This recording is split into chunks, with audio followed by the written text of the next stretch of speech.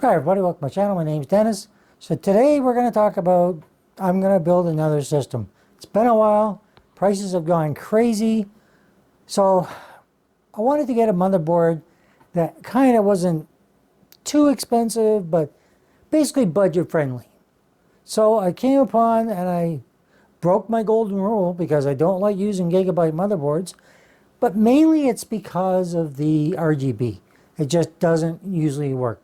The RGB fusion, as far as I know, they haven't fixed it, but we'll find out. They just haven't fixed it. It just doesn't work. So I'm going to use everything else because it's got every other thing I need on it, which maybe that's why the price is cheaper. It was about 200 Canadian, so I mean, it's not too bad. So if you're looking to do an upgrade or maybe just go to an AM5, which is what I'm about to go to. This system here is an AM5. But it's a little bit more lower end. This one's going to be a little higher end. All right, so let's get out. We're going to have a look at the B650 Aorus Elite AX-V2 B650. All right, so we're going to have a quick look at it. I'll show you everything on the board. I'll explain some things of why I decided on it, and you can see what you want. Let's do an unboxing. Let's have a look at it. I'll explain some things. I'll show you some stuff and we'll go from there. So let's get started. Okay, here's our first look. The Aorus B650 Aorus Elite AX-V2 gaming motherboard, AM socket, AM5, has DDR5 support, and I happen to have DDR5 memory, thankfully, from before. I bought it a long time ago, and it still works on this motherboard. And of course, NVMe ready, 2.5 gigabyte LAN. And we're going to open it up, have a good look at it. The beauty is, when I built this system, some of the things that cost so much now, I had bought before. So I'm saving that way. So this is why I decided I would build another computer. So let's get this out and have a better look.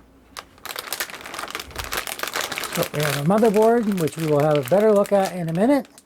And I'm going to say, it's much heavier than they used to be. The weight-wise, I find it didn't used to be that heavy, in my opinion. So that's good. Maybe it's because there's more put into it. And what else do we have in the box here?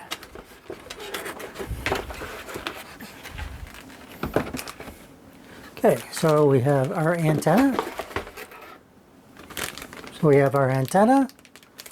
It's kind of a neat way they've done it. Of course, it'll fasten on back here. So we'll get to that in a minute. A couple Sata cables. And our, what is this? Oh, if you want to fit everything onto your motherboard. I tend not to use that. It's for your front panel connectors. And of course, you have your installation guide. And we have, they want to get a review. Imagine that. You want to get a review. And of course, this is, it's a user manual. It doesn't say. I'm assuming it is. It's funny it doesn't say what it is.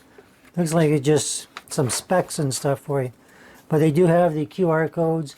So that's where you're going to find it all. So let's get on to having a better look. So I wanted to give a little better explanation of this. All right. So in here you can see you've got your reset switch and all your different connectors from your motherboard. They're all going to go inside here, and of course they show this fitting into your front panel connector slot. Now on here, all these little clips, so on here all these little clips, once you push them down, it's going to click in there, and then it's going to hold everything in place, that which will make it easier for you down the road. When you're taking your system, you're going to update your motherboard, whatever it might be. So then you can just take it out. Everything stays in one spot. And then you're going to just be able to put it back in, push it down, and you're good to go. All right? So kind of a handy thing. I've never used it before, but I might use it this time. Just because it's just one of those nice things to have. So I want to start with the back of the motherboard because it's really improved. Or some of the things they used to do. They used to cheap out on USB, all that kind of stuff. But first I want to start with your antenna. So this is probably the neatest rendition of an antenna I've seen in quite some time. Now maybe they've all gone to this, I don't know. I haven't built a computer in a little while. You have your two connectors here that go on here. Doesn't matter which order you put them. And you're going to have Wi-Fi on the motherboard. Now that's kind of cool because I thought, because it didn't have Wi-Fi, that I was going to have to purchase an adapter separately. Turns out I didn't need to do that. So you have your Q-Flash Plus, which is basically your BIOS flashback, but it's under the BIOS. You'll see it. You'll have to look it up. Basically, I've done videos on this kind of thing. It was called the Q-Flash instead of the Q-Flash Plus. It's just slightly different, but it's basically the same method. You plug USB into one of your USB slots, and you go from there. And if you want to look at that, you can look at one of my previous videos. So for now, we have our HDMI, our display port. We have 4 USB slots. You have your USB-C, your USB 3.2, and 4 USB 3.2s as well. On here, you have your 2.5 gigabyte LAN, and you have USB 3.2 and your BIOS USB 3.2. So right there, right? A little bit different than some motherboards I've had before. And of course you have your mic, your line out, and your line in. That's the back of the motherboard. Very simple, very basic, but there's some nice additions they put onto this. I haven't seen in motherboards before. Normally that's on your higher end motherboards. This is not technically higher end, but because the prices have gone up, I think maybe they just decided they needed to give us a little bit more for our money. So that's good to see. So let's switch around to the other side and see what we got. Okay, so going to this side of the motherboard, we have our F audio, so your audio connector. You have addressable RGB, 2 of them actually. Then you have your 12 volt RGB. You have USB, I do believe. They've called it ESPI-DB. Oh, no, and this is TPM. Okay, so I'm not sure. I'll have to check what this one is. I'll get back to you. System fan header, well, for where it connects on. You have a LED connector of some sort here. I'm not 100% on that, but it says LED demo. You have 2 USBs here. Yeah, so I'm going to have to find out what that one is. I'll get back to you there shortly. Another system fan header and front panel connectors. It's all labeled here. I do find that their labeling is very small. I think I almost need a magnifying glass to read that. My eyesight's not that bad, but that's very, very difficult to read. So I wanted to explain the ESPI_DB, what it actually is. So basically on newer motherboards, so AM5 and above, it's a debug or debugger header. All right, found on newer motherboards, which helps to process or troubleshoot hardware diagnostics. Okay, you can use it for high-speed replacement of the older low pin count. It's a memory training for overclockers and system builders. Incredibly useful for monitoring memory training. Just gives you more information on that. How would you use it? Well, basically it's compatible with a ESPI debug card or analyzer. So you put that in, it'll show up in your system and tell you what's going on. Maybe it's on the card itself. Don't know. I have never used it. The header is generally targeted at PC enthusiasts, overclockers, and repair technicians. All right, so if they're trying to troubleshoot what's wrong with your motherboard, this is going to give them a little more information than they would have had in the past. So I just wanted, like I say, to point that out because that is something new I have not seen before. So one more thing I did want to point out is this antenna is not only just sits there and looks pretty, which it kind of does actually, but the bottom piece is magnetic. All right. So if you got your case, you got that going in the back, you can just put it onto any part of your case or any place that's magnetic. It's going to attach itself, and yeah, it just gives you one extra little feature. And it's also Wi-Fi 6E and it has ultra high gain antenna. All right, so those are some features that are a little bit better than maybe I've seen on some previous motherboards. So I think it's important to point that out. So some other feature of this motherboard we want to get into now is it has fully covered MOSFETs and heat sinks and with heat pipe. All right, of course this is where your AM5 socket is going to go. This will come off when you install your CPU. You have your DDR5 memory bank, and you have an M.2, which will go here. I don't see a second one. It's an ATX motherboard, referred to as CMOS battery a lot of times. All right, now we also have one slot here, which is PCIe 4.0, which is not what I expected, but it's 4.0 times 16, and then you have two more over here, which are PCIe 3.0. All right, so that's okay. I'm just wondering, I'm gonna have to check behind here. I'm gonna have to check. I want to know if that has M.2. Give me one sec. So I've undone these, I've undone this, and let's have a look underneath this. Because I want to see, oh, I didn't get that one out all the way. 1 second here.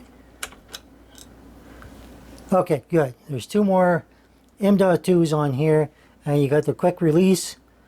Perfect. I was worried that it only had the one M.2, and I was like, okay, that's not something that's ideal if that was the case. So it's good to see that that is there. Now just beware, these were on there super tight. All right, that took a lot of work to loosen these two screws. This one was fine, but I mean, I had to get it off because I needed to know this was not the only storage on here, that there's two more underneath here. So I don't think most people would want to buy a motherboard that only has one M.2 slot. So thankfully, there are three. All right, so pretty much that's the main components that I see as I look at this motherboard, and it's pretty well put together. So let's move down to the bottom here and have a look at that. So looking on this side, I just turned it a little bit so you can get a better look. We have a USB 3.0 header, 4 SATA slots. You have another system fan header, and of course your 24 pin for power. That's pretty much really all there is here. You have a reset switch, which is kind of nice. The pin out here, I'm not exactly sure what it is, but the big thing for me, I want there to be a USB-C connector on the motherboard. Because if you don't have that, oftentimes nowadays cases are coming with that, and you can't connect it now if you don't have that. All right, so for me, that's an important feature. And finally on this side, we have another adjustable RGB, another system fan, CPU optional, and CPU fan connector. All right, here's your transistors, all that kind of good stuff. Your 8-pin and 4-pin on here, so which means you can overclock your motherboard if you need to. Okay, so that's a quick look at the motherboard, and for me, it's got all the features I'm going to want. We're going to do a build in it eventually, hopefully not too far down the road, and we'll show you how it all goes together, how everything connects, and we'll go from there. So look forward to that. There's going to be another system build coming, and yeah, that'll be it. All right, everybody, so that's a quick look at the B650 motherboard, Aorus Elite V2. It's got all the features I think any kind of gamer or just anybody who wants to build a system is going to want. It'll have all the connectors you need for a case, whether it be USB-C or otherwise. You've got all your headers. You have your adjustable RGB. You have your RGB, everything. So it's all on this board. They call it a budget motherboard. A little pricey for a motherboard, but nowadays, what can you do? Everybody's raising the prices just because they know they can. And they like to claim other reasons, but I don't believe them. But that's up to you and what you believe. So anyhow, hope you liked the video. Hope I showed you enough on the motherboard so you can get an idea whether you want to buy one. It makes no difference to me or not. For the longest time, I did not use Gigabyte motherboards. I did not care for them. But this seems they've had a lot of improvements. So if their software is improved as well for the RGB, which has always been a sticking point, a lot of the motherboards now have problems with their software in some way or another, especially when it comes to the RGB. Sometimes I think they'd just be better off to get rid of it, but of course people don't want to buy it if it doesn't have it, so they're not going to. If you like the motherboard, if you like the video, give me a thumbs up. Tell me what you think in the comments. And if you're new here, think about subscribing. Hit that bell for notifications for videos as they come up. They're not as frequent as they used to be, just simply because the views and everything have gone down so much. I just kind of have temporarily given up. But I'm not out. I'm going to get back. I'm going to try and do more. And if you tell me what you want to see, we'll see if we can get that for you. All right? So again, thanks for watching. Appreciate your time. Have a good one. Take care. Bye-bye.